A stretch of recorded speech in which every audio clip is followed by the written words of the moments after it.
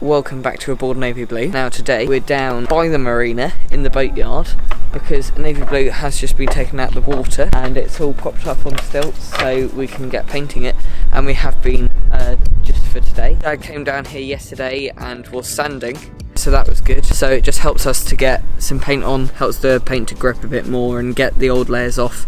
We've pretty much done the smaller details and then Dad's doing some rolling. We've got masking tape along the waterline and then around the back and then on the pop shaft, so hopefully we won't get paint on anything that shouldn't have paint on it. How are you doing, Dad? Oh, fine. Is the paint spreading nicely? It's quite thick and gloopy.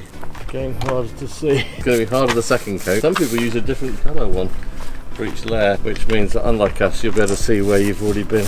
What I did first was go around on the fine details with a little brush. All the seacocks, there's one here as well. The most difficult one I think I had to do was this one with the sonar, because you obviously can't paint over that, because otherwise you'll get, we think anyway, probably no readout from it. We don't know if it will go through the paint, but it's better to be safe than sorry with that sort of thing. So that's a little perspex piece of glass sort of thing. So that's our depth sounder, which just helps us to know where everything is, and then that one is where the log usually should be. It tells us our speed through the water, but we don't really use that much, and it's got to be taken out when we have the boat out of the water, because otherwise when they lift it the straps will knock it and probably snap it off, so we don't want that. So the anti-foul that we're using is called Tiger Extra by Hempel, and it's a high-strength, self-polishing, erodible anti-fouling. And the colour of Tiger Extra that we're using is true blue. So anti-fouling stops things from growing on the bottom of the boat, and it uses something called a biocide, which destroys any life that grows on it. If something is growing on the bottom of your boat, it will definitely slow it down or eat the material away.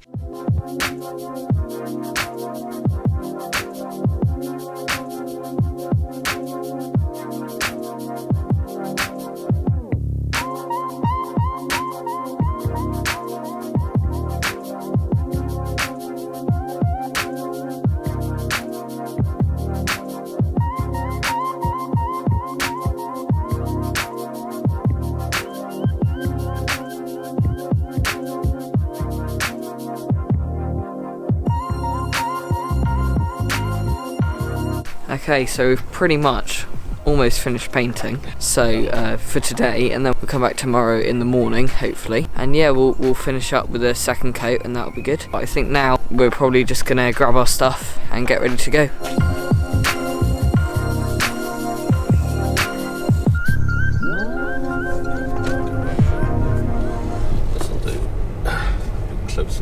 Okay, so we're back at the boat today. The paint's looking really good today, so we're just gonna do a second coat.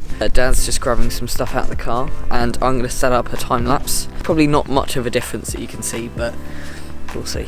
I'm going in. What about one?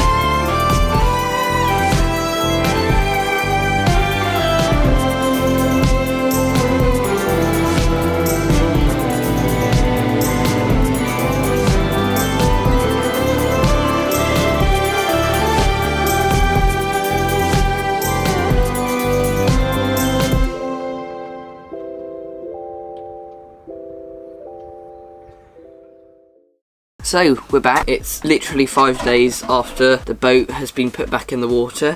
We came down last night just to start putting the mainsail on. We've put most of it on, but it got quite dark, and then we went to have dinner. So we're going to finish that up tonight. Most of it's all good. Eventually we'll be putting the headsail on and just a few other jobs like putting a new battery in, which should be really good. What did we do last night? Went and had a meal. It's alright. Yeah. Very expensive pie. What are we doing today? The last reef in the mainsail, where we still got dark when we were doing it, and then we're going to clean the teak in the cockpit. They'll be ready to actually go sailing. So Mum, what are we doing our Easter holiday this year? Well, once Easter weekend is out of the way, then we'll be going on the boat for a little trip, probably east actually.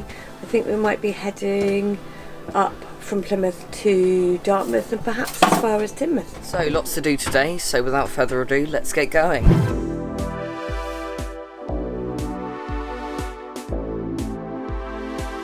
Head sail up, and we've got the mainsail up here, so hopefully now we're going to go and grab a battery from the local marine shop.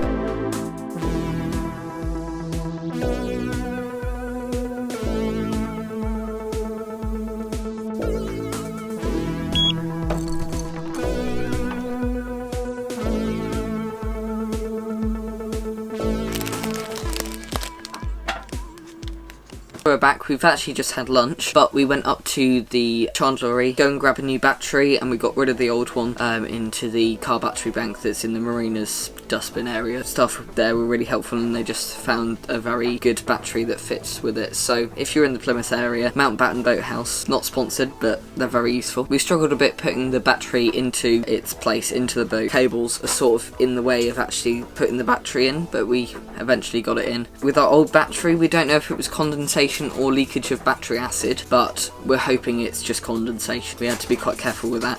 Been doing lots of hand washing and just making sure we're not touching anything on that old battery, but it's all gone now. Most of what I've been doing has been, because it's the beginning of the season, cleaning, just checking all our supplies so that we have got everything that we need. So there's two parts to the actual cleaning that Dad's using right now. These are both concentrates. So there's the Teak cleaner, just basically removes any discoloration. And then there's the Teak renovator, which, as the bottle says, makes it look like it's just been freshly sanded. They're very potent chemicals, so you've got to be careful with them. Dad's wearing gloves, but they make the Teak look really good.